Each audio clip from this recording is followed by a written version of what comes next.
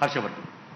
Sir, आमच्या बाबतीत म्हटलं तर प्रॅक्टिस हार्डच, सर्व खेळाडूंची हार्डच प्रॅक्टिस असते. आमची पद्धत अशी की आम्हाला जुन्या पद्धतीने पण प्रॅक्टिस करावी लागते, म्हणजे जोर बैठका काय झाल्या, आणि आताची पद्धत आहे की जिम प्रॅक्टिस म्हणजे वेट ट्रेनिंग हे पण करावं लागतं. आणि ज्या ज्या वेळेस कॉम्पिटिशन जवळ येईल त्या त्यावेळेस आम्हाला आमची प्रॅक्टिस म्हणजे हळूहळू कमी करावी लागते. कारण ज्यावेळेस पूर्ण ताकदीने कुस्ती समोर समोर खेळतो, जर आपण हार्डच प्रॅक्टिस करत राहिलो तर बॉडी तिथं कामच करणार नाही. त्यामुळे ज्या ज्या वेळेस कॉम्पिटिशन जवळ येईल, लास्टचे 8-10 दिवस एकदम हलकी हलकी प्रॅक्टिस, फक्त माइंड सेट करणं किंवा जे समोरच्या पैलवानाविषयी अभ्यास करणं, ह्याच गोष्टी लास्टला चालू असतात.